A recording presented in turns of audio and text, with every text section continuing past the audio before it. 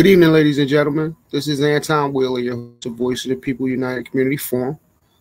Thank you for joining me this evening for a very long hiatus.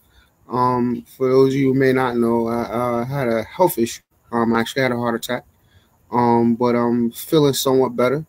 And I wanted to get back to you as soon as I can, as soon as I could, to talk to you about what's been going on in the community. It's been about 6 or 7 weeks since we've last been on. Trust me, it was by no willingness of mine, but sometimes when the Lord sits you down and tells your body, pay attention to me, that's just what happens. I'm unfortunate this evening to be joined by members of the community, and they're going to be speaking to us about their organizations, about their community goals and the things that they're doing and the things that they have done in the community. We're going to be speaking to the New Africa Black Panther Party and the Second Rainbow Coalition. And I'm delighted and proud to be speaking with these individuals this evening. And we're just here to talk about some facts and talk about, what it is that they envision for the community, some of the causes they've been championing in the community, and what it is that they hope to accomplish going forward. A lot of people, like to focus on the controversy and things of that nature. But I'm here to focus on the human aspect of these individuals who love their community, who are out there doing free haircuts, book bag drives and cookouts, and things of that nature, and speaking up for tenants' rights and advocating for housing, a better housing quality for the citizens in North. So I appreciate them availing their time and being my first show back after a 6-7 week hiatus. And we're going to have some interesting conversation. So we thank you for joining us. And without further ado, we're going to do the normal introduction, station identification. I know it's been a while. It's been a while for me. And then we're going to get on with our show.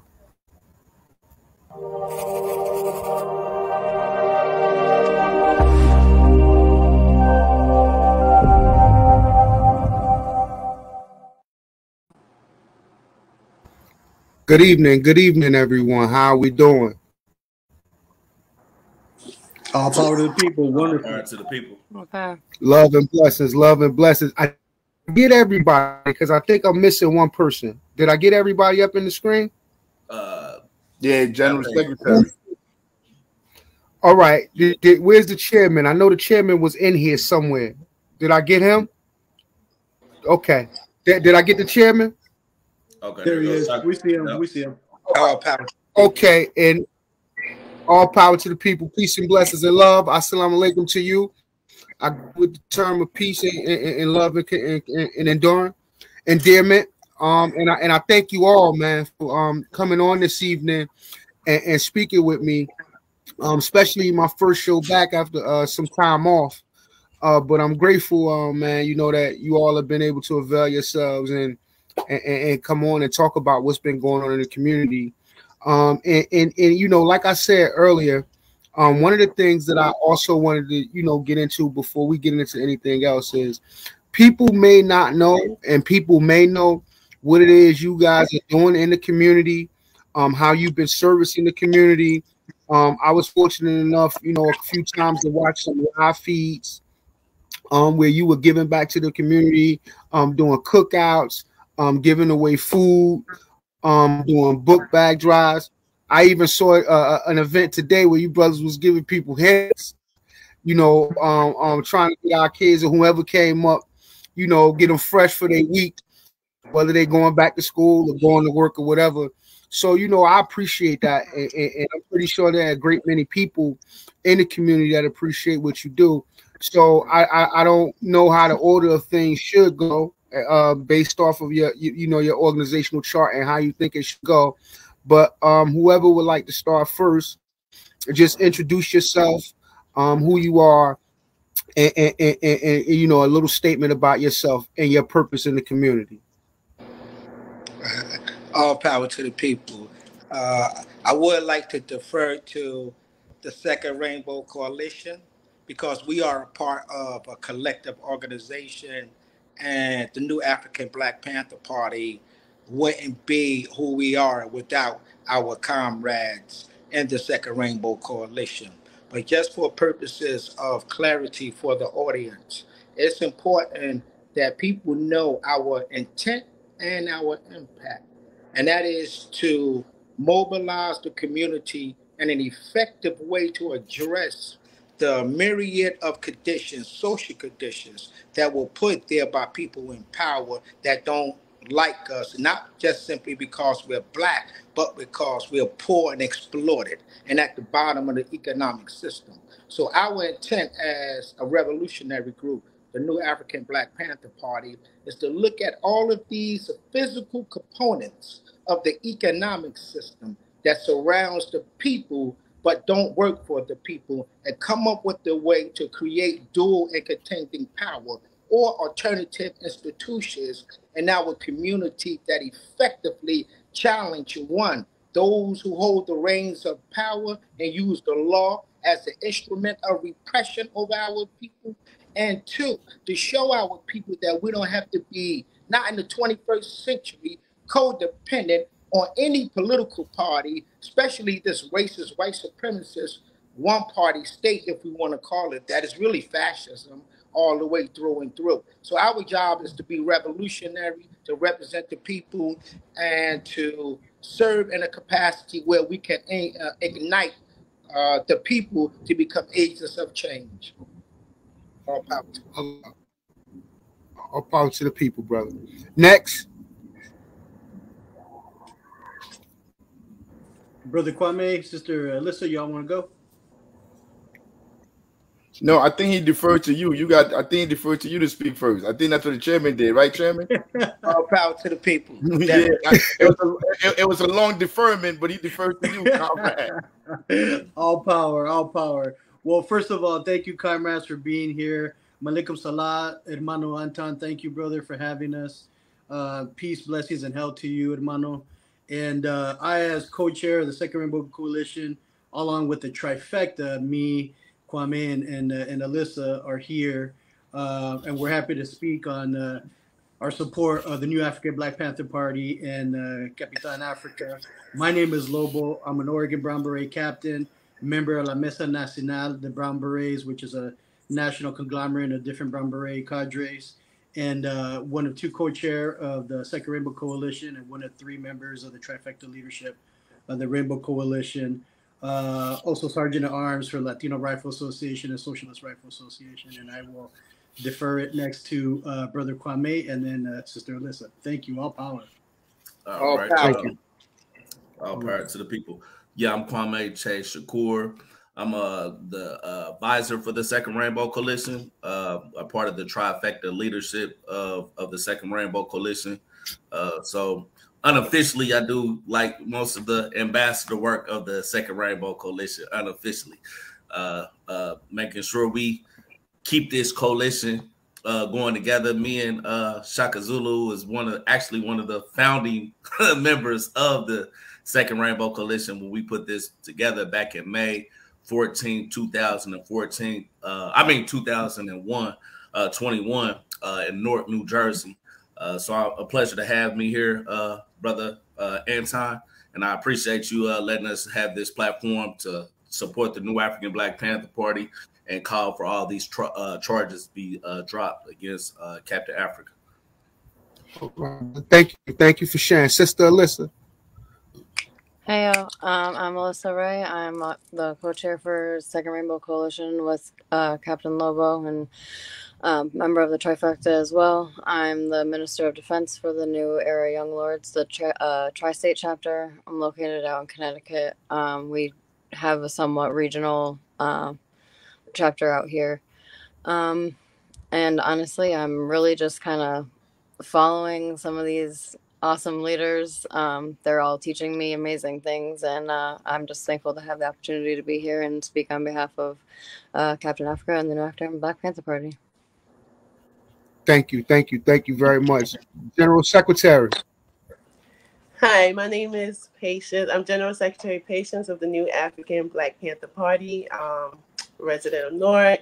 My family is part of the New African Black Panther family. We've been doing community work for over 15 years.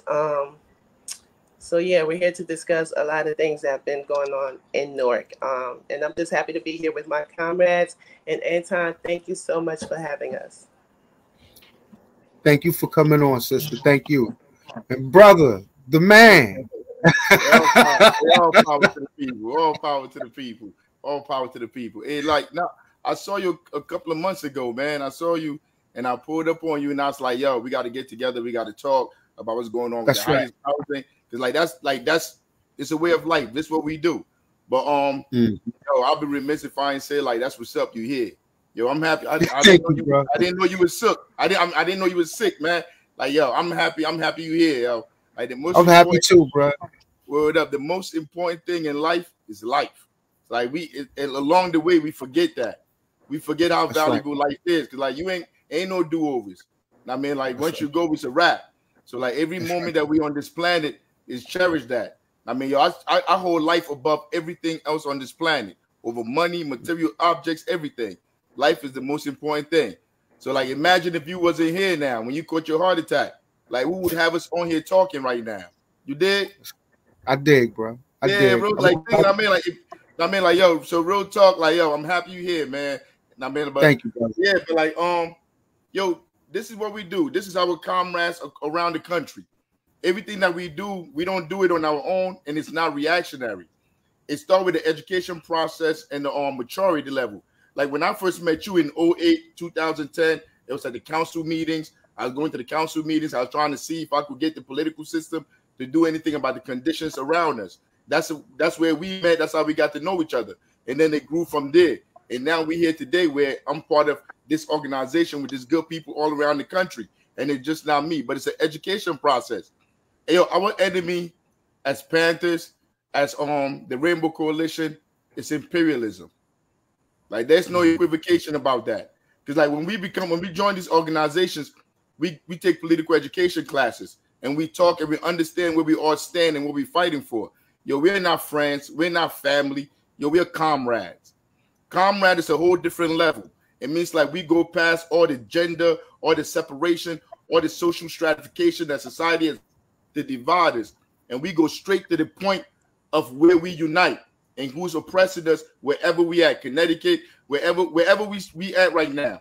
We in Chicago, wherever you at, you go into Africa, wherever you at, our problem is imperialism. It is not gay people, it is not white men, it is not white women, it is not black women, it is not black men, it is not immigrants, it is imperialism. And when you meet that do the work of imperialism, that pass the policies that codify into law our oppression, yo, it is our duty to say something, to speak to them, to hold them accountable in front of the people. I mean, this doesn't mean like I hate the person, I have personal feelings towards them. Nah, it's real talk. When I see you wherever, yo, why you making like it's terrible what you're doing? Why you got everybody out here on the streets homeless? Now, I'm not saying that because I'm making it up. It's coming from study. It's coming from analysis. It's coming from data. It's coming from data from the institutions that he is a part of. Rutgers University came out with a report that says the politicians in City Hall are responsible for the housing crisis. So I come out my house and I see my neighbors, people getting kicked out, people homeless everywhere. Yo, the politicians are responsible. They made this reality so. So like, I'm not going to turn to my neighbor and be like, yo, because they're on welfare, yo, it's their fault. Because their jeans is sagging down low, it's their fault. Because they participate in the underground economy, it's their fault. No, I'm going to go to the head of it. The people that our tax dollars go to fund. That's where I'm going. And I'm going to hold them accountable. And then as a Panther, it says when they won't do their job, it is our duty to find ways to help the people survive in their communities. Survival programs, building institutions. This is what we do in the community to try to help the people. But wherever I see whoever, the mayor, a politician, whatever, that is supposed to be responsible for the lives of people, I'm going to hold them accountable. And right now, we are living through their reaction to what we do. Now, this is what we're seeing now, calling the police, lying on camera, calling me names, saying names that I'm not. This is what they do. This is what people in those positions have to do to try to discredit the people, the voice of the people, what the people are saying. Because like when I talk about housing, I'm not the only one talking about housing. Every single comrade on the screen right here is dealing with the same issue in their community. Every single one. Who is speaking for those people? Who is speaking to those people? Who is standing up and saying to the people that are in charge, yo, this is wrong what you're doing. You can make people that are in wheelchairs homeless. You can allow landlords to come in here and lock people's doors and tell them they can't get into their apartments. That's illegal. Somebody has to be held accountable for that. And you have to show the people that these people are not doing their job. And since they're not doing their job, you can look towards them for help. You can look towards them to save you. It is time we do this ourselves. And all of this that I'm talking to you about, like I told you about the maturation from when I first met you to now. Right. This is all learned under the leadership of our chairman, Chairman Shaka Zulu. We met 4 years ago. And we started working. I started learning about Pantherism, started educating myself, started reading about George Jackson, started reading about all these different people, Frantz Fanon, starting to understand where our issues come from. And after that, I understand who's responsible. I understand what we must do to change our condition and our reality. And it's all thanks to the chairman and all the education, even Kwame. Me and Comrade Kwame stay up and we politic, we talk. We have debates. Debates more heated than the one I had with the mayor. I've had debates with the chairman. The chairman know, like, we don't need to lie. Me and the chairman was be in the car driving, and we have heated debates about stuff. But the chairman is not going to leave that space and go talk about me or call me names or do anything like that. Because the chairman understand, we're battling to struggle to understand how to survive in this world. Not paid off by somebody, and he has to be some type of way, or he has to lie about me to justify his existence. We don't have to do that. We don't do that amongst each other. I don't do that with you too, brother. And I've known you for over 10 years. I mean, like, I'm never gonna go anywhere and say anything about you that is not true. But basically, that's what we're here for, man. And I'm not gonna take up too much time, but I'm gonna answer whatever questions anybody have. I'm here to answer them. There's no need to duck whatever. We tell the truth, and that's what the chairman told us. Ain't that right, Chairman? Tell the truth and what? Hide no lies. That's right. If you have any questions, you can leave them in the comment section below. Like and share. Let everybody know. You know how Facebook does. Sometimes we're actually on Amazon, Twitch Prime. We're on Facebook and we're on Twitter. You know how sometimes some of these things, can effectuate a algorithm. But these brothers and sisters have something to say. And I definitely want to get to it as best as possible. So this is what how I would like to start, if you don't mind. If you subscribe for me, and I know I said it because I've talked about some of the lives I've witnessed and some of the things I've heard going on in the community. But describe to the people, man, what it is y'all do when y'all go out here. I mean, y'all walk up and down the streets. Y'all talk to anybody. It don't matter what they look like, what their condition is. Y'all give food to anybody. Y'all give book bags to anybody. You advocate for people that are really trying to do better for themselves. So could you describe for our audience, what that struggle is like and what really brought you to this work? All power. I'm gonna go in, then I'm gonna let you get in. Go ahead, get in, Chairman. You can't just tell people, you can't just walk up to people and just tell them, hey, yo, get your life together. I mean, like, hey, yo, go get a job and you're going to be okay. Being a Panther is a way of life.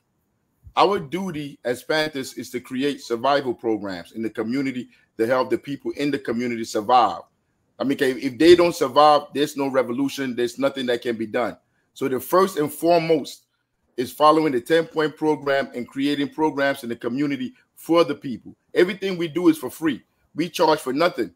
So like this whole summer, we had a basketball camp because most of the kids want to play basketball. So since they want to play basketball for the last over 10 years now, we have a basketball camp every summer to bring the kids in. It's like a boot camp. It's 5 hours. We have breakfast. We have lunch. They come every day. We have basketball tournaments and stuff we take them to.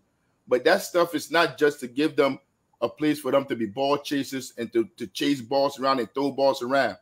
It gives us the opportunity to organize them.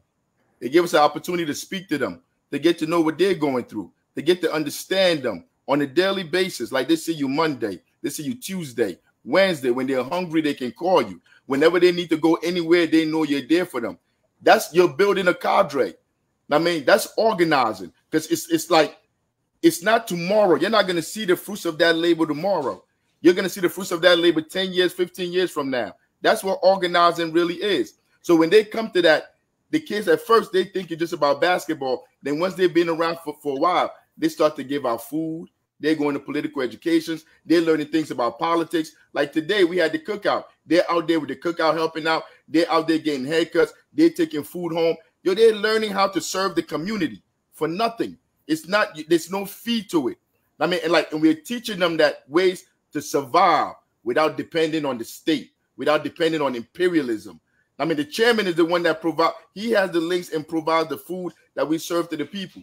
All these things has to be done. Nobody's going to come and just do it. Like, it got to be a cadre. It got to be a people there that's able to help the people in the community. And that's what we do on a daily basis, whether it be pig patrol. So we got to patrol our communities and make sure the police are not exploiting people. So when you walk in, drive, you see whatever, you see the police got somebody, you pull up. What's going on? Pull out the camera, because you're supposed to do that. You good? Ask them if they're good. If they say they're good, you could leave. If they say they're not good, you stay there with them until everything is okay. Like, that is like we see it in movies. There's a movie about it. You see people doing it. But this is what we actually do in the communities. Like I said, we feed the people. We go to rallies. We have political education class. We have a political education class 7 p.m. every Sunday. We couldn't make it today. We told everybody we're going to be here today to check you out, because we had to come see you. But we didn't have it today. Usually we have the political education class. But all this stuff is to organize the people in the community, for them to learn how to liberate themselves, because nobody is going to do it. So our boots are always on the ground, and this is a way of life. And it's just not us. It's all of our families. All of our families are part of this, because this is not a hustle. We're not trying to hustle nobody. This is a way of life for all of us. And after saying that, hey, Chairman, you could break it down more technical than I just did. You heard? Well, I just want to say that when we initially founded this organization in the prison cell, the objective was to create an alternative to the gangster hoe culture, an alternative to the mentality that perpetuated this nonsense, not only in the prisons, but on the street. And so we begin to dive into deeper analysis around the system. And it was not particularly the brother on the street corner that was selling a bag of crack cocaine, or the mother that was prostituting to feed her children, that were the principal criminals in our community once we began to read. And that awakening, that knowledge of self, stirred in all of us within the new African Black Panther Party a desire to transform our communities into bases that lift up and not tear down, into bases that provide love and not hate, into bases that provide a space from which our people can heal from the trauma that's afflicting them every day. Look, every day I go out my door, all I got to do is look left or right, like a comrade Hot Thurman said once time, and I could see trauma victims. They're trauma victims 8, 9, 10 years old, hearing gunshots every night. I could see a mother crying. She's on the cusp of being evicted out of her house. I could see young brothers gathering together, whispering about the next job opportunity. All of these things are present on these number blocks, but we don't see it because we have divorced ourselves from the masses. So the job of the revolutionists, the job of the new African Black Panther Party is to say, without you, there's no us. And we provide these programs, like Comrade Huey P. Newton said, as a life raft. They're not a complete and total answer to the conditions in our community, but it's like when you go out for a swim, you need to put on some kind of jacket, and it protects you while you're in the ocean. So while our brothers and sisters on these number blocks are surrounded by gangsterism, or hoism. All of this stuff manifested by the local political class. I'm not talking about the cats on the street corner or the young sister that might walk up and look pretty that day. I'm talking about those cats that are in power. They are using the instrument of law to repress a legitimate revolutionary organization that's been on the ground here in North since January of 2019. Just look at the history. We not only have we just been feeding food, which is one of the staples of our survival program, but we have also defended people who were being kicked out. We also held the mayor accountable over this water thing. Who do you think organized the VMA demonstrations in 2020? It was the New African Black Panther Party in solidarity with other groups. In 2021, when the mayor had his local water council, who you think was on the front lines demanding, holding the mayor accountable for the water? So we're not some Johnny-come-latelys to the scene. We're a new organization for sure, a militant organization for sure, and our job is to hold anybody, whether you black, white, Asian, Latino, or Native. If you are in a position of power and you have a law that you could use to repress and oppress the people, then we're going to hold you accountable to that. We don't care if you Mayor Ras Baraka, Joe Biden, and or Donald Trump. Just like the original Black Panther Party. Here in the city of North, they were bombed. You know why they were bombed on Springfield Avenue in 1970? Because they held the local political establishment accountable. You know why they were bombed in Jersey City, the Black Panthers, by the police? Because they held the local political elites accountable. You know why we were bombed and set up in New York under the Panther 21? Because we held the local political elites accountable. You know why they invaded and murdered Fred Hampton December the 4th, 1969? Because he held the local political establishment accountable. And that's the tradition we're going to stand in. I don't care how many nonprofits just got $100,000. I don't care how many people are invited to $100 plate to eat some food. The objective is to make sure everybody has some housing, to make sure everybody have good medicine, to make sure we have a quality education system that speaks to the draconian nature of this decadent bourgeois society, at the same time expose the deep history between the black and Chicano, the native and the black, the poor white who served on the front lines and the black who served on the front lines. That's what we're building, a rainbow coalition of resistance. And if the mayor got a problem with that, then so be it. Now, Mr. Chairman in Africa, I want to get to Brother Kwame, Brother Lobo, and Sister Lisa, if you don't mind. What has your experience been trying to attain and achieve all of these different objectives, especially being that, you know, you're branched out at different parts of the country? And what is it about the struggle here in North that made you say this is a place where we need to be involved? All power to the people. I want to speak to that real first, quick.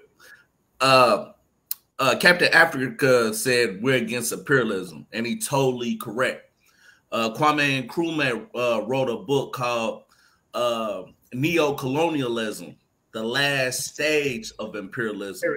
And this right here speaks to what we're dealing with in Newark, New Jersey.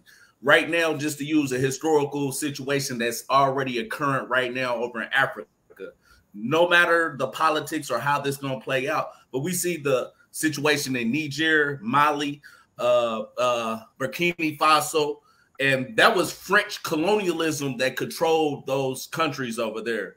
But those were neo-colonial countries. You know what I'm saying? They had black faces, but it was really the former colonial powers that controls the economics and the politics over there. That's why they kicked them out, and that's what's going on over there today. Now, let's look how that translates over here, how neo-colonialism works domestically in the United States. Ras Baraka, that's a black city with a lot of black pigs, with a lot of black politicians. You know what I'm saying? But they have the same role that those countries over there in Africa and Asia and South America has over here domestically. Their responsibility is to repress our community for the capitalist imperialist class. That's his job. They were standing. This is how the class struggle plays out in real life. The New African Black Panther Party was out there standing up for the people. You know what I'm saying?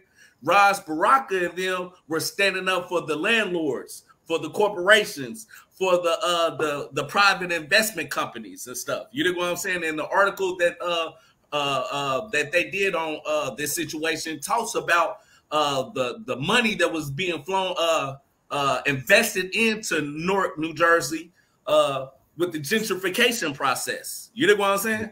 And they were serving the interests not of the people, but of corporate America, of the banks. You know what I'm saying? Of the landlords. And this is how that class struggle plays out here. They use a black face like Ras Baraka. They use black pig force to go against a revolutionary organization like the New African Black Panther Party. And mind you, this is the same mayor before he became a mayor talked about revolution. Said he was a revolutionary. I watched on Chairman Shaka Zulu invited me to watch something the mayor was doing around 2 years ago with the Black Panther Party in October. I think it was the 50th anniversary or the 51st anniversary. And he had people on here and he's talking about the Black Panther Party and we supposed to live up to this legacy and stuff like this. But when the real Black Panthers stand up to you and call you out and expose you for your neo-colonial policies against the poor in Newark, New Jersey, then you use your repressive forces of the states, the police, to lock up our comrade Africa. You know what I'm saying? So we, as the Second Rainbow Coalition, with all of our organizations, we stand in solidarity with them because we understand this is a part of the class struggle against us right now for attacking the New African Black Panther Party because we doing the work of the people. You know what I'm saying? So I just wanted to put that in a real analysis of why we're having this conversation. Why, when we have these political educations, we teaching the people electoral politics is never going to solve the issues in our community. Next year, we're going to be holding a demonstration. It's the whole Second Rainbow Coalition. And they already know it. The police, the Democrats, the Republican, the FBI, the COINTELPRO, they know we're going to be going against the RNC and the DNC next year. Because we want to show people the Democratic Party and the Republican Party. None of them is really standing for the people. You know, we expose the real relationship, you know, of the Democratic Party and the Republican Party. They serve the interests. They're the representatives. They're the professional representatives of that bourgeois class, which we call the capitalist imperialist class. And we when we come out here and we speak to the people, it's all about, you know what I'm saying, their consciousness being developed by working with people that's boots on the ground and getting the political education so they understand their true colonial relationship to this system and our true solidarity with the oppressed people of all ethnicities, of all genders and sexual orientations. You know what I'm saying? So I just want to throw that in there because this is what we up against. And this is why we stand fully behind the New African Black Panther Party in Newark, New Jersey, because we see this as an attack from the class of oppressors that we all are struggling against. So it's not an attack just on the New African Black Panther Party. It's an attack on our whole coalition. It's an attack on our whole class, no matter if they're conscious of it or they are conscious of it. So I appreciate all the ones that's jumping on here with the comments from the Second Rainbow Coalition, showing the solidarity with us with the New African Black Panther Party. Thank you very much, brother Lobo. I just want to get your perspective real quick because I heard you say something earlier. You said that I don't want to say guns, but self-defense. You understand the importance of the Second Amendment. And in saying that, and since I didn't forget you. We'll get to you in 1 second. But you know, what is that like for you? In engaging in your efforts to try to get people to understand the importance of their Second Amendment rights and why it matters, and also, you know, what is the reception like when you try to explain the history? Because any Second Amendment right enthusiast must be well versed in understanding the history and the purpose of the Second Amendment and why it's something that every American that can should take advantage of. So what is that like for you, and how have you been in your efforts in getting that education out there and getting people to be responsible gun owners? All power. That's a good question, comrade. You know, what's interesting is where I live, near the Oregon and Washington state border in the Pacific Northwest, is very bougie. All these latte liberals and Democrats, they're fake. They are extremely, extremely fake, and that just goes to show that the two-party system will never save us. They'll never, ever, ever save us. I think one of the bonding things that bonds us as the Second Rainbow Coalition, whether it's a brown beret, Chicano like myself, New African Black Panther, whatever, Puerto Rican Young Lords, whatever, is the knowledge of the class struggle. It's really interesting, but when you get down to it, I have more in common with a poor farmer in Eastern Oregon than I do with Bezos. Jeff Bezos, and that is a brown last name. I got nothing in common with that cat, right? Or any other Chicano, Latino, Hispanic, whatever you want to label it, indigenous person that's come to money and power, because then they are a part of the 99%. But what's interesting is when you understand the class struggle, you also understand that the United States, that the American dream, that this country is extremely false, that it is extremely fake. So here's an example. We have different amendments. We have the Constitution. We have the Declaration of Independence, right? Actually, both documents mention Indian savages. And everybody that wasn't white was considered an Indian savage. Didn't matter if you were Native American or not. If you were not a white, wealthy landowner, you had no rights, right? When we understand the class struggle, we understand that it is the proletariat, the working class, that brings forth things that come to fruition, right? Going back to the Second Amendment and going back to things like, you know, the Declaration of Independence and all that, and all the amendments, when you look at what happened with our brother, Captain Africa, all he was doing was asking questions to a politician that he pays salary to through taxes. Asking questions. That is covered in the First Amendment, and he was jailed for it. So what's up with that? That was a violation of his First Amendment, right? In terms of the Second Amendment, I feel like if you can exercise your Second Amendment, especially if you are Black, Brown, Indigenous, LGBTQIA plus, gay, you need to. You need to.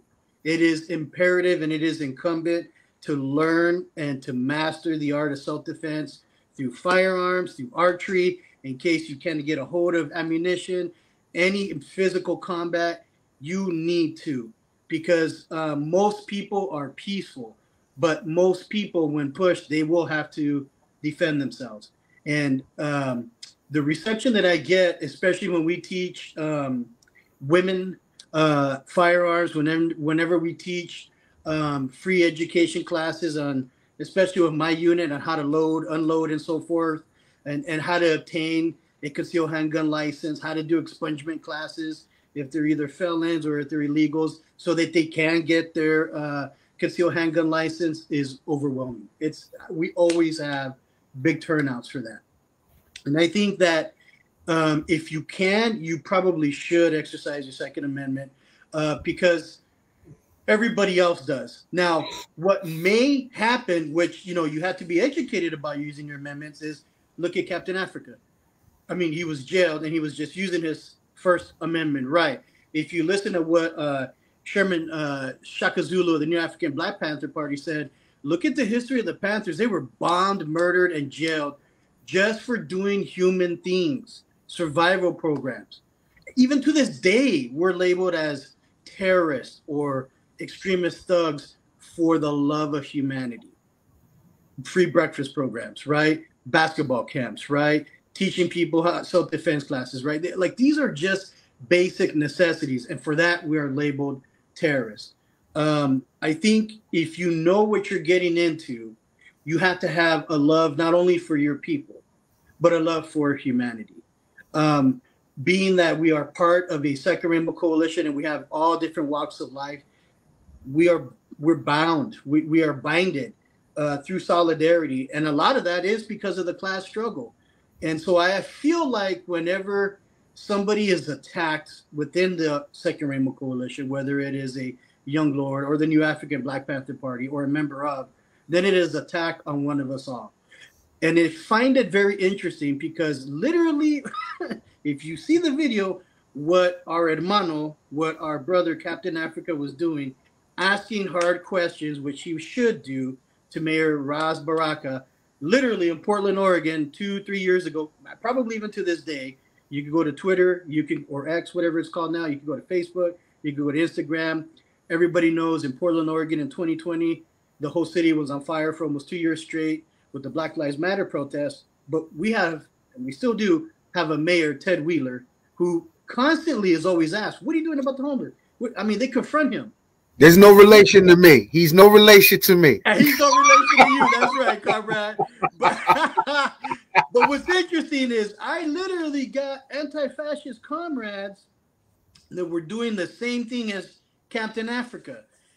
Just asking questions. What are you doing with the homeless? Why are you trying to, defund PSR, Portland Street Response, which is something that came out of the protest where we defunded the police and people wanted LCSWs and MSWs, licensed clinical social workers and masters of social work, instead of the cops to show up for, domestic violence or houseless comrades. Like we didn't want to deal with the police. And then this cat is trying to sneak into that money when we try to defund the police for that. Like we were asking him all kinds of questions. And it's funny to me how in talking with these comrades, I'm like, yeah, I actually know a comrade who was jailed for doing the same thing. And people are like, what? And it just happened. So we have to stand in solidarity. Attack against one of the New African Black Panthers is an attack against the entire Rainbow Coalition. And we stand in solidarity with Chairman Shaka Zulu, with our hermano Capitan Africa. I feel like the necessities that will help us to survive these things are things like political education, which the United Panther Movement or Hassan Shakur education class is, to me, in my opinion, bar none. Captain Africa's class, to me, is top tier. Top tier. You get good, insightful, well-read information. Once you become politically aware and educated, then you can understand, okay, well, maybe I may have been born here. Maybe I should and probably will exercise my Second Amendment right, but I have to have a backup plan in case somebody tries to come after me and jails me for using my Second Amendment. What am I going to do? Believe it or not, I just found out that for those of us that conceal carry, whatever, now there's insurance. There's different kinds of insurance companies you can get on that. And now that I know that, I'm like, okay, well, is that information bilingual? And do they have people of color on there? Like, that's probably something I should invest in because I sleep with my firearms. So I should probably educate myself on that, right? And it all honestly starts with the realization that not only do you have a love for your people, like the Chicano people, the indigenous people, now that I have the understanding of the class struggle, now I have a love for all people that are in my class, whether they're black, white, doesn't matter. And then now that I have that understanding and that love, it goes even further. And honestly, that's what it comes down to, is a love for humanity, I love myself. I love my people so much. I also love the people that I see go to work every day, that live in my community, that live in my neighborhood, that is literally the working class people. I know them by first name. We got a lot of stuff in common that when it comes down to it, when things happen, like what happened to Captain Africa, or other things, like we hear what's going on in Hawaii and so forth. We hear what's going on here in Oregon with all the wildfires and then the lack of funding. It's like, well, where's it going? Where is it going? It's interesting, but billion-dollar homes are saved. Well, what the these wildfires here in Oregon? Oregon is like a very big populated state in terms of wilderness. Like if we don't get that under control, then you're going to have farms where a lot of migrant farm workers, my people, work those farms that are going to come under fire. Literally, they're going to get burned up, right? We have climate change, right? We have all this stuff. And so I feel like once you understand the love of yourself and your people, even your organization as a Brown Beret, and then you understand the love of the working class people, it just goes even further. And so with that being said, I just want to say that I stand in solidarity with all you brothers and sisters. Thank you. And Hermana Alyssa, go ahead, please.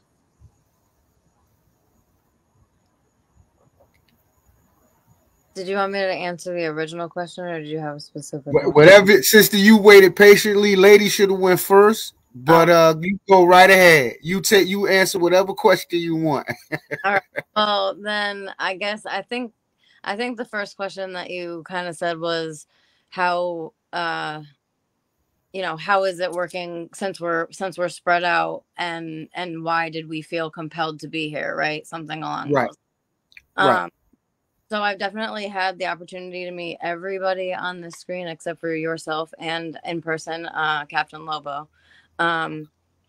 But I've built relationships with each individual person on some level, or whether it just be watch, like you were saying, you see their lives, you see all the stuff that they're doing in their communities, and I've definitely been in, I don't know how many times I've been in one of Captain Africa's UPM classes.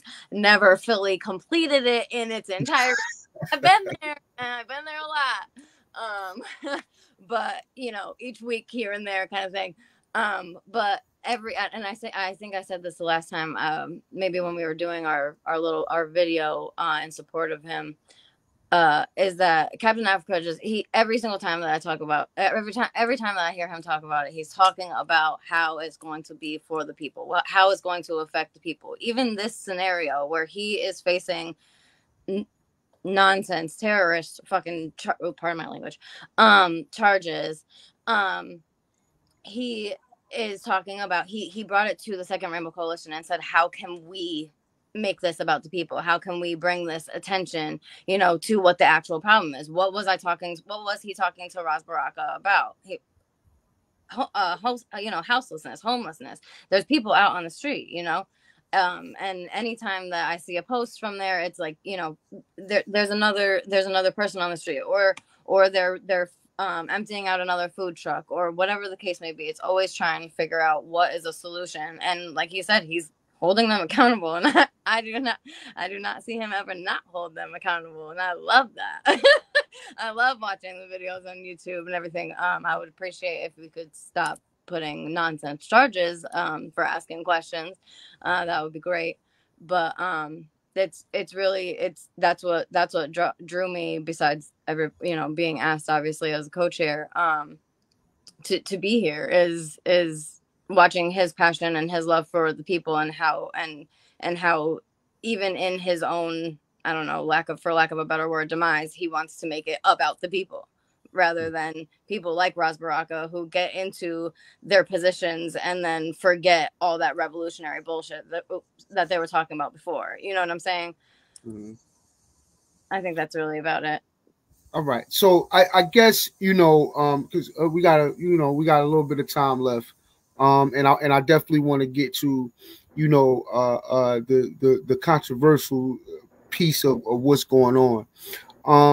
There was a video circulating, and Captain Africa was out there, and he felt the need to address the situations that are going on with the tenants in North.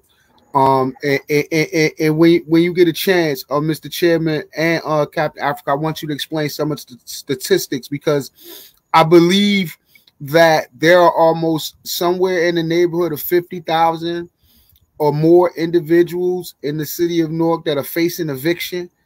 And I thought that number was kind of high.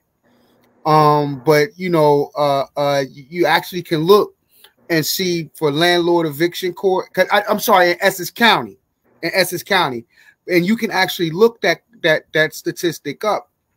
For the people that are proposed to go to landlord tenant court, how many people are facing evictions. So from the way it appeared on the video, Captain Africa was voicing his opinion and expressing himself about something. from what was expressed was that he was called out of his name. And then, you know, things ensued from there. And my question to the chairman, because like the chairman said, as he eloquently put it, on when he did a statement about the situation, that, you know, Cat for Africa works with a group of individuals. He doesn't do anything without the group of individuals knowing it and understanding it and supporting him in it. So, you know, what, from your perspective, transpired, and how did we get to the point where law enforcement was called on you and you were arrested? You were detained and then arrested. Actually, if I'm not mistaken, it was an hour or so later after the initial confrontation with you and the chief executive of the city. So what transpired? What happened? And let me get what you're saying. I saw a couple of questions down there by Monera. All power to the people, Monera. I've known Monera for a minute. Monera, no, we don't agree all the time, but I see you on the streets, Monera. All power. I'm gonna try to answer it and wrap it all together. But when I went out there, I was trying to hold back the tears when you were speaking too. Yo, thanks a lot for the kind words. Real talk. But love. But that day, the person that was hosting the basketball tournament at Branchbrook had sent us a text. He said somebody lost their jerseys. And he was like, yo, bring some jerseys down for me. Like, we wasn't even going to go to the game at Branchbrook Park. But he called, so he said, bring the jerseys. So I hurried up to bring the jerseys down there. When I gave him the jerseys, I saw the mayor standing under the basketball court with a couple of armed guards around him. So after I dropped the box off and I was walking back out, I was like, yo, that's crazy. You're making everybody homeless out here, bro. Because Anton, you know, I worked on the mayor's campaign. I'm sure you remember that. Do you remember that? Yeah, I definitely do. Yeah. I was on the other side. Yeah, you was on the other side. Yo, I didn't ask for a job. I didn't get paid. I didn't ask for nothing.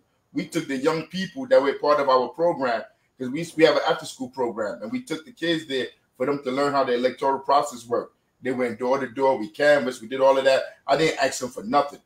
I didn't sit in there like he know. I didn't ask him to give me any money. I didn't ask him for a job. Yo, we did it because I wanted to know how this system worked. That's what I went to school for. Yo, it used to be a time when people went to school because they wanted to learn something.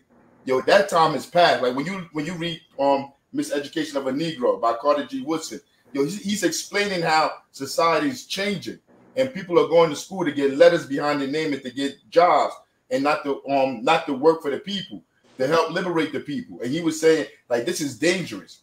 And yo, today, 2023, everybody go to school to get a job. Like, that's the norm. We live in a socioeconomic world. That's the chessboard that we on. Everybody go to school to try to get a job. So when I saw the mayor and I told him, I'm like, hey, look, bro, you're making everybody homeless. Yo, he looked at me, he was like he tried to wave me off. I'm like, bro, you know what I'm talking about.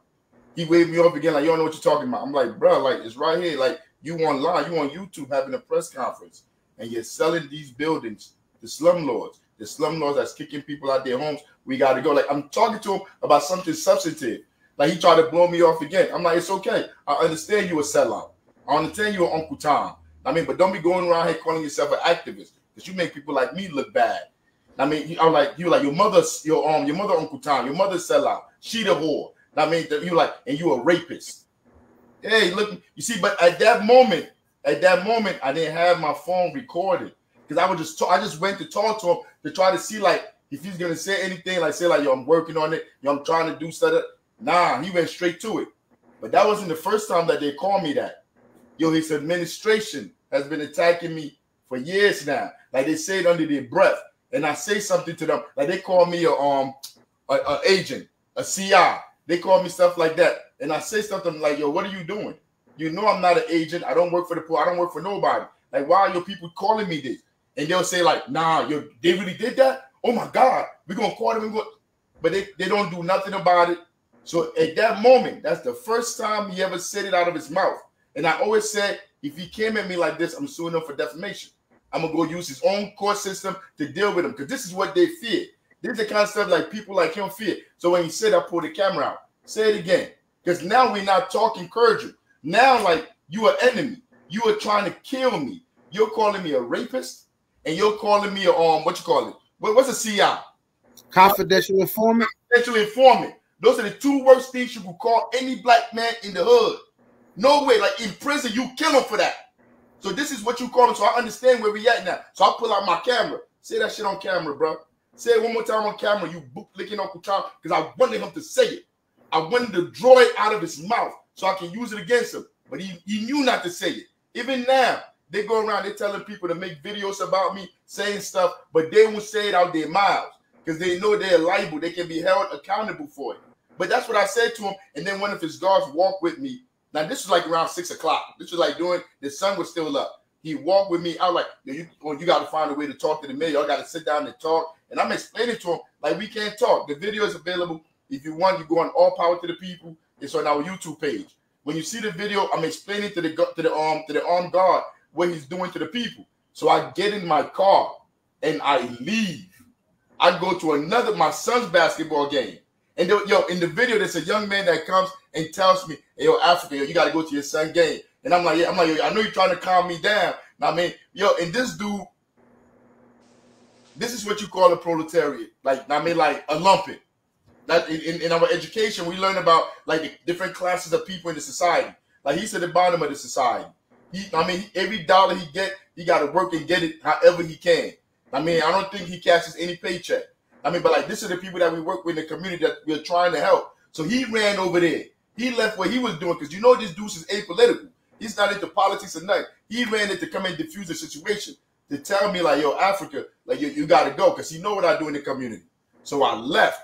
Me, Patience, and my daughter, we left and went the Weekway. Like 2.5 hours later, we come back to the park.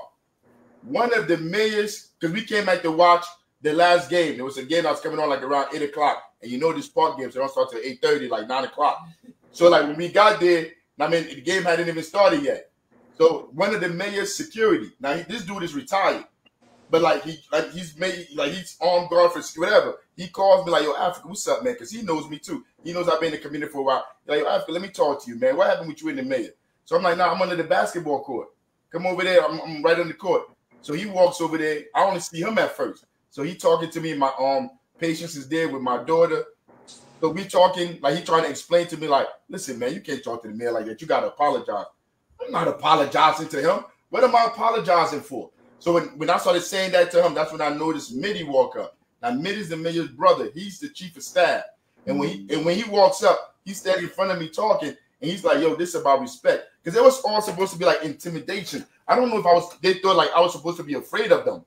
But when they walked up, like I'm who I am. Nothing I say here or say when this camera's cut off, I'm gonna do different when I see you. So I told him, your brother making people homeless, bro. And that's all I care about. And if he's not going to, he's like, nah, it's not about that. Don't nobody care about that. How are you the chief of staff of the city and you don't care about the people that are homeless? All you care about is respectability for your brother. Man, I told him to get out of my face.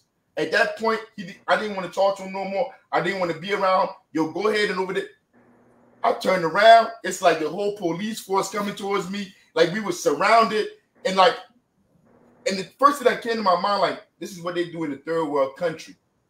This is not what sophisticated politicians this is not how they're supposed to behave. And like they're walking over there with the police like that. And I know I hadn't done anything. So they're coming over there and I understand they gotta try to make me pay for talking to their mayor, the person that gave them their jobs, their 6-figure jobs. They have to take up on them. So when they come in with the police. Like I already knew, I'm not a reactionary. We don't do this work just because we wake up and we decide we want to do something. We have political education classes to understand what these people are going to do. So when they walked up, I didn't fight them because if I fight them, they'll kill me. They'll stomp me out. That'll be the end of me. Tomorrow, everybody will go on by their life. All the kids that I'm helping, all the stuff I'm doing, it'll be for nothing. So I know when they come, it'll just go with them. Whatever charges they have against you, they're not going to stick. It's not going to be that long. You're not going to be there that long. We get all of this from the training that we have.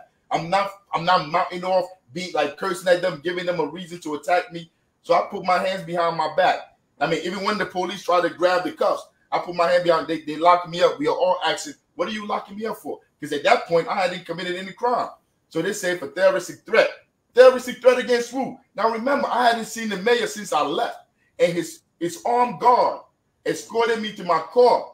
So if anything happened then, I would have got locked up then. But when what you call it, when I was talking to them and they telling me terroristic charges, and then the female officer, and she said to me, she said terroristic threat against the mayor. After a while, she explained that I'm looking like terroristic threat against the mayor, but I didn't say nothing because I understood where I was at. So I put my hands behind my back. They took me and put me in the back of the car, and I saw my family. I saw Patience, I saw her daughter, and I saw my son walking up, and I saw them challenging Ras Baraka's administration. Then I saw the other people in the park walking up, challenging them, and that's when I started to get afraid. Like, what is going to happen after they take me down there? So the whole time, like, that's what was in the back of my mind. But when I got inside that car, because we are always organizing, we are always Panthers, there were 2 police officers in that car driving. I told them, hey, yo, man, I know y'all not sociopaths. I don't care if you got that uniform on. I don't care what you got to do. I know y'all see the people out here that's homeless. I'm like, y'all see all this stuff going on out here. You see them just throw me in the back of this car and tell you to take me to the precinct, and I didn't commit any crime. Hey, yo, if you do nothing about it, yo, you're part of the problem. Yo, but when I was saying it at the high pitch, I was angry. So one of the officers was like, oh, like, we didn't do none of that. Our job is just to transport you from here to there. That's all we doing. So I calmed down. I brought my voice, the level of my tone down, and I said to him, hey, yo, you know about Germany and Hitler, right? So they was like, yeah. I like, you know, like after what happened over there, they had trials, and they brought the people that were taking the people to the concentration camps, the guards, and they had them at trial, and they asked them why they did what they did, and every single one of them said they were following orders. I like, they hung some of them, and they gave the rest of them life in prison. I'm like, whatever you do, you're accountable to it, yo. And that was the end of our conversation. Yo, when we got to the precinct, they refused to sign the arrest warrant. They said they didn't arrest me. They were like, we did. They called their captain on the phone. I've never seen that. Since I was like 16, 15, 14, I've been getting arrested, thrown in the back of the car. Police been brutalizing me. I have never seen officers say, I'm not signing that arrest warrant. I didn't do that. I didn't see him commit no crime. They called the captain. They talked to the captain. They put me in the cell. I went in the cell, and I was there for a few hours till 2:30 in the morning when they let me go. They never signed that complaint warrant. And they were standing. One of them was saying, yo, like, my wife don't want me to be a cop. My family don't want me to be a cop. The other one was saying, like, he wear a mask over his face. I'm thinking, I be thinking in my mind, they're wearing that mask to scare the people, to intimidate the people. Yo, I realized that moment that they wear that mask to hide their face. So people don't know that these are the police in the community, because this stuff affects them too. It's psychological. I mean, so when they sent me in there, when I was younger and I used to get locked up, I didn't pay attention. They locked me up on Green Street. I go in there, it'd be filthy. It'd be all these people. I just find a low corner and I go to sleep. Yo, when they locked me up this time, like, I paid attention to my environment.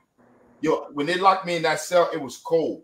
I'm talking about cold. You cannot sleep. Like, I had to put my hands inside my t-shirt and I'm sitting there shaking, but you can't sleep. And then the light is beaming on you. And then they have 2 cameras on you. Yo, that's sensory deprivation.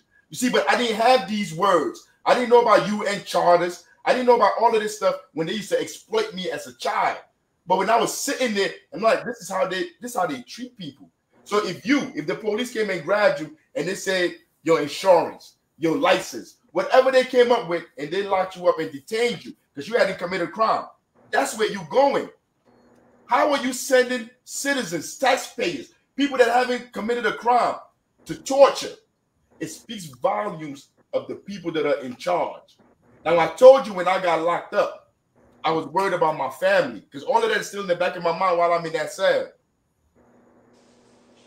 When the sister was speaking, the comrade was speaking, it almost brought tears in my eyes because that same young man that came and said, your son has a game. They lump it, the bottom of society, that is apolitical. Him and a whole bunch of other dudes came and formed a wall in front of my family and the fucking state. They formed a war. Like, I didn't go give these people guns.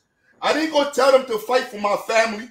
But like in the camera, like I could see them when they're knocking patients over and they're knocking my son and them over. They made you know my son.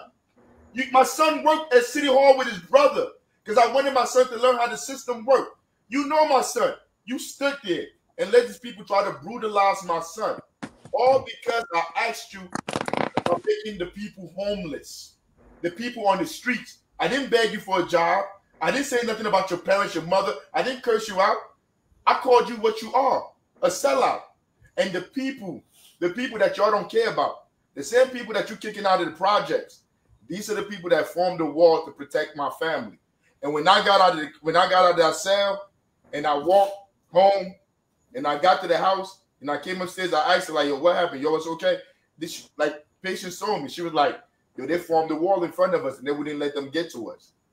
Yo, I say all of that to say this. Like, if you care about the people, if you really sincerely care about the people, then when you need them, they'll be there for you. I mean, that's the power. Like Manera said earlier, I said I was going to try to tie it all in together. Manera said earlier, like, that they banned me from City Hall. Yo, they banned me from everything. They banned me from everything in the city. They kicked me out of basketball gyms. They've told me I can't go watch my son play basketball. They have come after my family. They have taken scholarships away from my son. My wife can't work in the city. I can't work in the city. Yo, there are penalties that come to this life. But I understand one thing that the chairman has taught us. Fred Hampton has taught us. UEP Newton has taught us. But we do this for the people. Because without the people, they have nothing. So without the people, there is no City Hall. And they know that. And Ras Baraka knows without the people, there is no City Hall. He is done. So because he's ashamed in front of them, because he's embarrassed that somebody's shining a light on him and is showing the people who he is, he will use whatever means of power he has to oppress me and my family and anybody that's part of our organization. I haven't said nothing yet because I'm holding it for the chairman to say it. But they're coming at us as we speak now. They're coming at us. They're attacking us. They're trying to stop the things that we're doing in the community. All because we are asking about the people. I am the people. How am I not going to care about the people? Without the people, I'm nothing. I'm nothing. That's what I have learned as a Panther.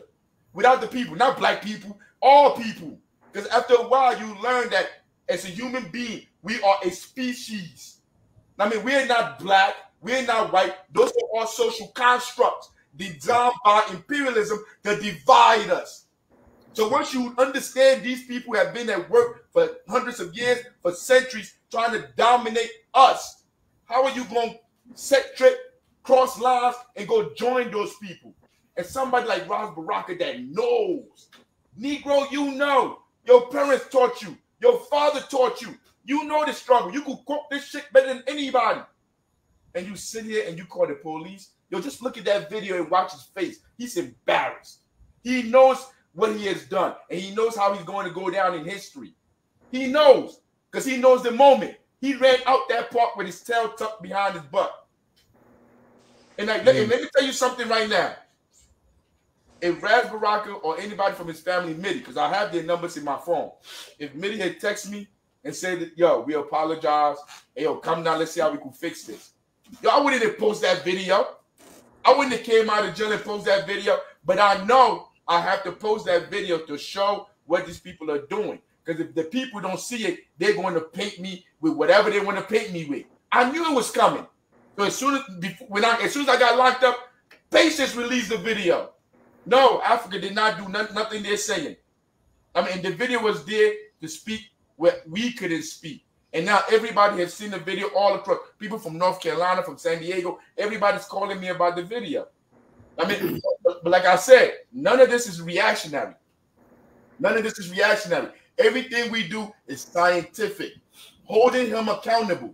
Letting his words speak for themselves. There's no narration in the video. It is the mayor speaking to the people, showing the people who he is, and the people looking at him and seeing him for who he is. And that has him so scared, he will use whatever means of force to come after me, anybody associated with me, my family, anything. It says something about him. It doesn't say something about us and our character, and we understand that. And since they control all the platforms, I had three reports. One of them was canceled from the news agencies called me to take my account of the story. Yo, they called the Secretary General called them. When is it gonna air? They said, well, our editor said we got to sit on it, whatever. Yo, their reach is far. Their reach is very, very far, from housing to education to everything in this society, in this community. All these institutions they control. And this is the last point. Munira said, what you call the action plan? What are we going to do? This is the last one right here. I mean, because I don't want to take up too much time. Yo, I have great comrades on here. Chairman, I want the chairman to speak. I want the people to hear the chairman. But I'm just telling you what he would tell you. I'm telling you what I learned from him. That's what I'm about to tell you now. You see all of us sitting on here. This is called intercommunalism. In each of our different communities, we do work to be able to help the people, to sustain the people, to liberate the people. And then we go around to every different organization. Wherever you find anybody that's interested, that want to fight for the people, you build solidarity and unity so y'all can work together to make it happen. If we want to change our conditions right here on the floor, right here in North, wherever we are at, you have to go to the people and organize the people to change their condition. So right now, everybody's getting gentrified. Everybody getting kicked out of their homes. Yo, we come together tomorrow and say, yo, we're going to start cooperatives and build our own institutions instead of relying on the institutions of the state. We have ownership. We are the board members. All of this belongs to us. We're not going to sell our home and be homeless. We will never do that to ourselves. But nobody is going to come in, whatever they call it. What's that plan with TI? Opportunity zones. Nobody's going to come in with opportunity zone. No rich person, no celebrities coming to buy anything and fix anything. The only people that we have is us. We have to come together, have these meetings, organize. You and Mara, you work every day on this plantation. You picking cotton, making money. The chairman Zulu works. I work. Patients work. We all work because we all got to work to survive in this society. If we come together, organize together to build our own institutions, that's the only way we can change what is going on. And the institution at City Hall belong to the imperialists. Those are their institutions. Our schools that we send our kids to, those are their institutions. We have to build liberation institutions. We can build a school. What's stopping us from building a school? We can. We don't have to keep sending our kids. Like all the work that the chairman, all of us that we do, like today, we had the book bag giveaway. We had the free haircuts. We gave out the food. We had the barbecue. We did all of that earlier today. Yo, we did it for free. We can come together like that and build schools and educate our people to be able to survive. But we're not doing that right now. Most of our collective energy is going to push Trump, Biden, Cornell West, this West, that West, Northwest, East West, push all these people that's going nowhere that we want to go, bro. That their moral compass is towards imperialism and it's not towards the people. Without the people, you have nothing. So the mayor can have all the police, he can have everything he has. But if we have the people, if the people have been seeing us work for them for the last decade, if we have them, we gonna be all right. So all power to the people. And I'm gonna end by this. I'm gonna say it now, y'all. If nobody ever heard this before, I'm gonna say it now. I am not on Megan's Law. I have never raped anyone. And if they continue to use, and I'm not a CI confidential informant. My name is not John Nemo. It is not Thomas Gunn. It is not, what's the other name? Thomas Anderson? Thomas Jefferson Anderson. My name is not none of those people. My name is Africa. And I picked that name for myself. My name that my mother named me was Thomas, after my grandfather. I was named after my grandfather Thomas, and my last name is Ibiang. Ibiang. That's a Nigerian name, because my father is Nigerian. I was born in Newark, New Jersey. And when I used to go to school, they used to make fun of me. You African booty scratcher, you African. Like it was supposed to like make me be ashamed to be African. But at a certain stage in my life, I said, I am African. I am Africa. So I took the name Africa and I gave it to myself. So I call myself Africa. But if you want to know the name my mama called me Thomas after her father. And my last name is Ibiang after my father. My name is not all these other names that they have on social media. All of this is to cast dispersion on me to make it easy for them to come attack me or to kill me so nobody would care. This is what they're doing. This is what COINTELPRO is. So, like, I mean, I think that's the best I can explain it. I mean, if you have any other questions, I'll answer it. But before I get off, man, like I want to say it again. Hey, yo, all of this wouldn't be possible without the chairman. The chairman is the one that educated us. Because you remember me, I used to be going down City Hall, I was going to rally. I was with Pop. I was with all these different organizations. I was ping-ponging around till I met Shaka Zulu at Essex County College. And we started talking about Pantherism. And I started reading these books, and I started coming into this consciousness. I mean, and everything that happened, you just tell me, be cool, comrade, we good. We all right, comrade. I mean, so all power to the people. Yo, I met Lobo. I met everybody, Alyssa. I met Kwame came later. Kwame even came to the house. Kwame from Chicago, right? Right? Indianapolis. From Indianapolis. But that he came to North to see what we're doing in North, to help out in North. And he slept at my house. We went out to Chicago to go out there to go work with him. Like, this is intercommunalism. This is how you meet people, organize to do something for your people in the community. And like I said, Chairman, you be looking like you angry on these things right here, man. Chairman. Word up. Nah, but real talk, I want to give you that respect in public. I want people to understand how much I respect you. And this is not the first time the chairman has stood by me. Yo, when they had a meeting about me, how long ago was that, Chairman? Probably about a year ago. A year ago, all the activists in the city, P.O. on Pop, all of them, all the people that's supposed to be activists in the city, they had a meeting about me to tell me if I didn't calm down and coming after the administration, they would label me as COINTELPRO, that they will all come after me. So right now, I'm waiting for them. I'm waiting for Larry Ham. I'm waiting for all these neoliberals in the city to come after me. It is what it is. I don't care. They could say what they want to say about me, but I know it's coming. I mean, but I don't know where Anton went at, but we here, Anton, if you come back. I don't know what else to say. But Chairman, go ahead, take it, Chairman. I'm right here, brother. I'm right here. Yeah, we got you be having heart attacks. We got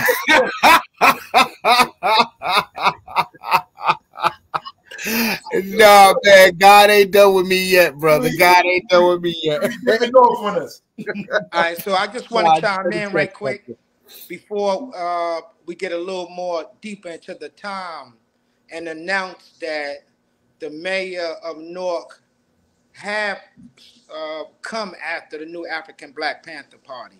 They gave us a cease and desist letter occupying the Hassan Shakur Community Center. He said that we were illegally occupying the building and that we had 10 days to get our property and leave the space. But all the people in Newark know that we have been using that space for 2.5 years. We have allowed that space to be a beacon on the hill from which people can look and see an alternative to the misery and exploitation that our people experience on a day-to-day basis. I myself took comrades down to City Hall and signed a use and occupancy agreement with City Hall Yolanda Davis. And I have the documents to prove that Ras Baraka approved that we can utilize that space. But now, since we spoke out, like Comrade Kwame said, the neo-colonialist is only happy when you're pushing their policies. The fact that you mentioned, Comrade Anton, 50,000 people are subjected at any given time to being evicted out of their house speak to an egregious abandonment on the part of the local political establishment across Essex County. Because Patterson experienced the same thing. Elizabeth experienced the same thing. Jersey City, in fact, was just sued by the ACLU because the slumlord landlords don't want to accept a voucher. They want to raise the rent, market rent. Dig that. 50,000 people. Here in the city of Newark alone, you got 2,000 people every night facing the harshness of the weather, hunger pains. Think about sleeping in a cardboard box. All of us that live here in Newark ride by Penn Station. And there's snow out there. And the mayor has took steps to outlaw organizations from feeding the hungry. We didn't say anything at the time because we had our own fight with the mayor around feeding the people, and we won. And we're going to continue to win. So we don't care what cease and desist order he gave us. We're going to challenge him on two fronts. One, we're going to use the adverse possession law, which is a law that all squatter organizations around the country use. Let me just break down 3 points of it. The first of the adverse possession law states that if you see an abandonment property in your community and it has been abandoned for over 5 to 10 years, and you go inside, clean it up, beautify it, and you have a visible presence in that community on a day-to-day basis, and the people respond to that property in a positive way, over time it becomes yours. That's the adverse possession law. I just gave you 4 cardinal rules of that. And that's what we used then, and that's what we're going to use when we go into the enemy court to challenge Ras Baraka's weaponizing of the criminal justice system. Just think about this. He said he's going to send the police to arrest me, to arrest my comrades. We have comrades that are 10, 11, 12 years old. You're going to put these comrades in handcuffs, desensitize them so they could go into the school to prison pipeline. But you don't even see that because you're so blinded by the power of corporate America. You want to kick us out of a space where we feed the people, where the homeless come and ask us for some socks, where we give them toothbrushes. You want to kick us out of a space where the drug addict come and say, I need help. And what we do, we call to the clinics around the state trying to get these comrades some attention. He want to kick us out of the building the same way that he kicked the tenants out of the spires. He want to kick us out of our building the same way he kicked the tenants out of Riviera Court. He want to kick us out of our building because he don't care about the people. He don't have to answer to the people. He announced almost 2 years ago at a big event in New Brunswick. He had all the big political wigs there. He announced he's going to try to run for the governor of the state of New Jersey. So you can see where he has completely, totally, absolutely divorced himself from the people. Now, I can remember sitting in a prison cell, and I don't want to be long, but I need to bring some clarity to what I'm talking about here. And seeing this guy, prior to him becoming elected to the local political class, marching in the streets.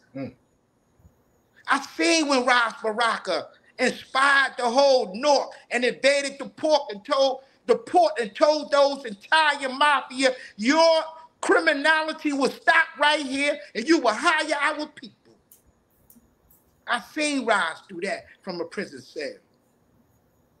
I seen Ras sit down with the Bloods, with the Crips, prior to him becoming dizzied by the halls of power and tried to find some solution under the Black Neo Force, which was a group that he started when he came out of Howard University.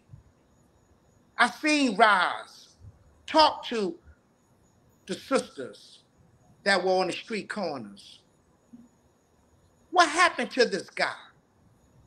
It's the question. Revolutionaries, concerned people, activists should ask themselves, if you weaponize the police against a group of people you consider to be your heroes, that says something about your own contradictions, your own hypocrisy. How you going to go on National Jericho, a political prisoner outfit, and talk about freedom for Jalil Muttaqin? How you going to talk about freedom for Mumia Abu-Jamal in Philadelphia? How you going to talk about COINTELPRO being an instrument that divided, weakened, and diffused the upsurge of the 60s and the 70s. He had a poem a year and a half ago where he said, black is power. And now you got these young people who are incentivized by a higher purpose, looking at this guy and say, why is he attacking us? What can I say to a 15, 16-year-old? Why is Ras Baraka kicking us out of our space that we paid $1 million insurance for? $1 million we put over that building. Ras said, I won't sign the use and occupancy agreement until you get $1 million insurance over that building, because we know you operate independent of the local political structure, and we don't want to be held accountable. So that's why we put $1 million insurance in that. We spent $10,000 building the roof to that community center. The nickels and dimes came from Mom on 16th Street, came from Pop on 18th Street. It came from brothers and sisters on the garbage detail. It came from mothers and brothers and fathers everywhere who said, this is very inspiring. And that's how we maintained ourselves. And so we got a question to ask ourselves. Are we going to give this property up because they weaponize the state to be repressive against us? Or are we going to fight back? The natural question for anyone who wants to survive in the 21st century is to fight back. And that's what we intend to do. All power to the people. All power to the people. Well, man, well, listen, I just want to say thank you all for coming on and doing this evening. It has definitely been an hour and a half of information, positive talk. And what I'm more happy with is that you all explain what it is that you do to the community, do in the community, do for the community, and how you want to support the community. In Africa, I'm sorry what happened to you, man. It wouldn't have been me if I was man. You just had to curse me out and I had to eat it. You just had to curse me out and I'd have to put you in like, come over here, let's talk, brother. Come on, man. Hey, you would have did what you usually do, but you be politically savvy enough to say, hey, look, man, come sit down so we could talk about this. Yeah, like, you would have been politically savvy enough to walk around that. It just shows the disdain that they have for the people. That he couldn't say something that simple. Like that would have diffused the whole situation. Hey, yo, Africa, man, like I hear you, but the basketball game going on. Now, man, we got to work on that. Like it's serious. I know it's serious. We got to do something about just something like that, and keep it trucking, because I was on my way out, but he didn't. I mean, but look, yo, I'll be remiss because the Secretary General is telling me to say it. Hey, look, we got to go through these court cases. I mean, so like we need donations. Like lawyers not free. Lawyers are not running up like, yo, let me take this case, whatever, like, because they all got to eat too. They got to pay bills. They got to pay rent. I understand that. Yo, when I first became an activist, I used to be like, yo, how come all these lawyers not coming to save us, to work for the people? But they got to eat too. So, like, I got to pay them. Like, if you want to help, if you want to send money to the legal fees to help us with the base, yo, we have a cash app. You could donate to it. What is it? I live for the people. $ I live for the people. I mean, you could send help, whatever help you can. You could come down. We have the political classes on Zoom. So, hey, were we leading up, or am I just jumping the gun?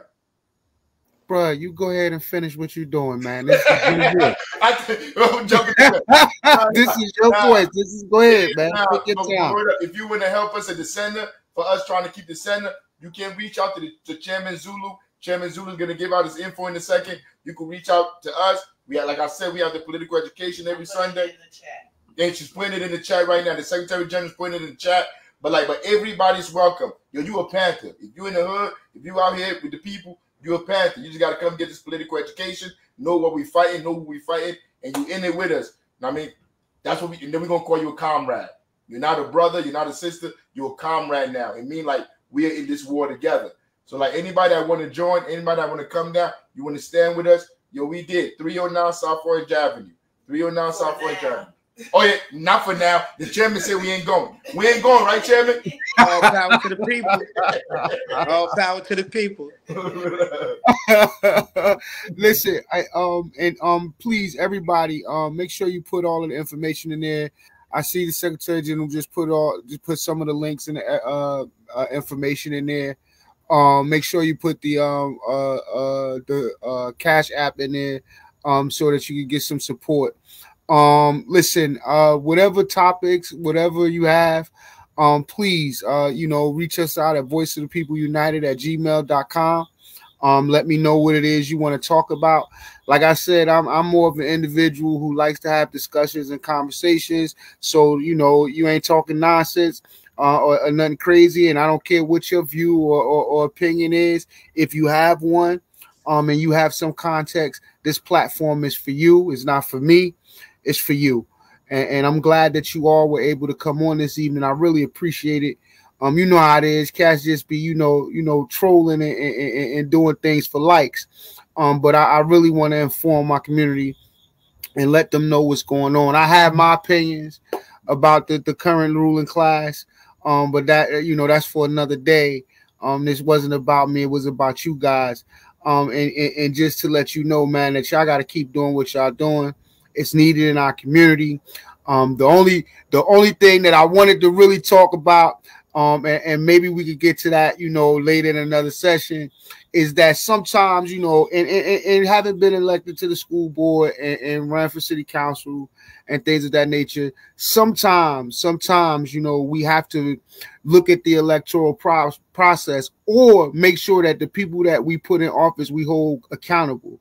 I think all too often what happens is we say we support people and we help people get elected, or even if you might not, vote for them directly, you may provide them with credibility. And once you provide them with credibility, you send them to City Hall or to the State House or to the White House, and you don't follow them there. We don't follow them there. We leave them be. And sometimes we think the work is done once they get the notoriety that they need or the seat that they were searching for. But the reality is that's when the real activism and that's when the real accountability really starts. You know what I'm saying? So, I just, I have faith in God. I have, especially after July 18th, I have faith in the Creator. And I know that it's a living, breathing one, and at the end of the day, we as people, we all are held accountable for what we do to God's people, especially when we do wrong. That's myself included. That's us all. So, I do want y'all to keep doing what y'all do. Whenever you have something that you're promoting, something that you feel you need to say, you guys want to reach out to the community, Sister Alyssa, Brother Kwame, Brother Lobo, if there's something going on across the country, and there's something that you feel we need to know about, that's what this platform is here for. I'm just, a lowly old educator from Newark, New Jersey, man, and I'm just here, to inform my people as best I can. I've resolved myself to the fact that being elected ain't for me. I probably won't last long because I really would be trying to do the right thing, man. And this homelessness thing and is very, serious, and it's very near and dear to our heart, especially being an educator. Because what you realize is some of the kids in these schools, man, that they're transient, they're homeless, they may live with a relative and stuff like that. People don't understand that there are different levels to homelessness. You understand what I'm trying to say? And some of us have experienced that in our lifetime, having to stay with an aunt, having to stay with a grandmother, having to stay with a family friend or whatever. So it's imperative that you keep promoting that message. And Chairman, you keep holding them accountable. You keep holding them accountable and giving them that knowledge and that guidance, brother. Because a lot of people, man, were impressed with the way you handled yourself when you came and gave your message after the situation. And to see Brother Kwame, Brother Lobo, and Sister Alyssa come out and say that I'm rocking with you, man, that shows that you've really been putting in work, man, and that the people in the community respect you. So, any last words from any of y'all, man, before we get out of here? If you would like to say anything, if there are any upcoming events that you would like to promote, now's the time. If not, I'll take us out of here whenever you're ready. I would like to defer to the Rainbow Coalition and let them talk about the events that we got coming up. Okay. Go ahead, Brother Kwame. I was gonna say something else, so I'll let you take that, Chairman Lobo. Okay. So, just to show the solidarity, so we have one of the co-chairs from La Mesa Nacional de Brown Berets who's watching the show right now, Sister Leti Ramirez. There will be a national action of all the Chicanos, all the Brown Berets next year in Arizona. And then for the Second Rainbow Coalition, in conjunction with the Poor People's Army, we'll be doing national actions next year, July of 2024, with the RNC DNC, because we know the two-party system ain't going to help us. And so there's actually going to be a march from Milwaukee, Wisconsin to Chicago. And so we'll be part of that as well, too. And so we look forward to seeing all the comrades there as well, too.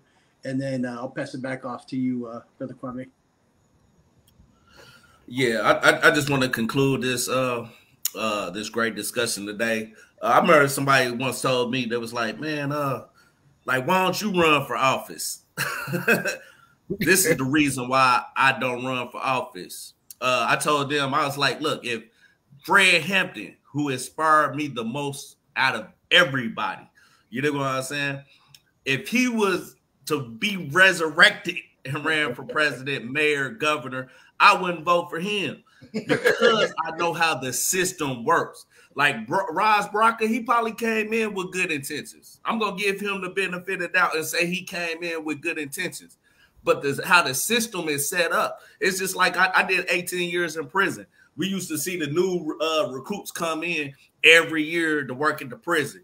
And even some of the cool ones would be like, yeah, give them about 2 more years and they're going to fit into the regular culture of code of blue silence off of here. You know what I mean? And that's what I was saying during the 18 years in prison. No matter how you come in, we are conditioned by these social institutions. And when you're dealing with the state, you even more have checks and balances on you that you can't move in a certain direction, that you actually start to become just like what you was formerly against. So with us in the Second Rainbow Coalition, even if you don't agree with us when we say we not for electoral politics, you know what I'm saying? One thing y'all can agree is that establishing these dual and contending powers, these institutions that are representative of the people, like the New African Black Panther Party, that community center, we're going to stand there and support it. If we got to come down there and surround the community center, then come on, Ron Baraka. You know what I'm saying? We're not scared of the pigs. You know what I'm saying? We'll come there and we'll rally around that institution. But these institutions represent establishing the dual and contending power that are social institutions that stand in opposition to the capitalist institutions. They stand for self-determination. They stand for liberation. You know what I'm saying? So this is a different alternative that we're showing the people. You can keep on going Republican Democratic Party for the next 100 years, and you're going to have the same conditions, and they probably going to get worse. Or you can stand with us building social institutions in our community that's going to be about building liberation schools, building daycares, building community centers, building different institutions that's going to support the needs of the people, clothing the people, housing the people. We even have an organization that does housing takeovers. You know what I'm saying? And gives them to the homeless people. You know what I'm saying? Federal housing. At the end of the day, this is about, I want, if y'all take away anything from this message, this is about we should have, housing should be a human right in the United States of America. You know what I'm saying? Or we not asking, we demanding. You know what I'm saying? Now we not gonna ask, we gonna demand. If we have to do with the Poor People's Army, take these federal houses, you know what I'm saying? These HUD houses and give it to the people. Like we say them houses, the people is more important than them houses. It's more important than this profits that y'all making off the people. You know what I'm saying? So this is the number one thing we want people to come away with when we start going against the RNC and DNC next year and have this march. We putting forth these contradictions to the people so they can see for themselves that neither party is for them. So we have to be our own solution. This is what our message is for the Second Rainbow Coalition. None of these political parties is a solution. We ourselves is the solution. And we are no longer going to allow them to divide us based on ethnicity, based on regions, based on religion, creed, gender, and sexual orientation. We are all on this same colonial plantation, and all the slaves are starting to recognize that we all been manipulated. You know, and it's time that we all come together. And we're not gonna keep on looking sideways. We're gonna start looking up. Like the Poor People Army said, we ain't from the left, we ain't from the right, we from the bottom, and we coming for you at the top. All power to the people. All power to the people. All power to the people. Ladies and gentlemen, this is Anton Willer, your host of Voice of the People United Community Forum. I want to thank our guests this evening, the Second Rainbow Coalition, the new Black Panther, the new Africa Black Panther Party, my man Africa, my man Chairman Zulu, Sister Alyssa, Brother Lobo, Brother Kwame, the Secretary General Patience was on earlier. But thank you all. Thank you very much for coming on this evening. And I look forward to, tracking your efforts and helping out. Don't worry about it. We'll figure out a way to get you something for your legal defense, man. We'll figure that out. And ladies and gentlemen, you have the information in the feed. Please make sure you look at these organizations and look at what it is they're doing to try to better our community. And always remember this, and I want you to remember this clearly. It's somebody else now, but it will be you later. Stand up for yourselves. And all power to the people. Assalamu alaikum. All power to the people. Wa alaikum assalam, brother. All right now. All power. All power.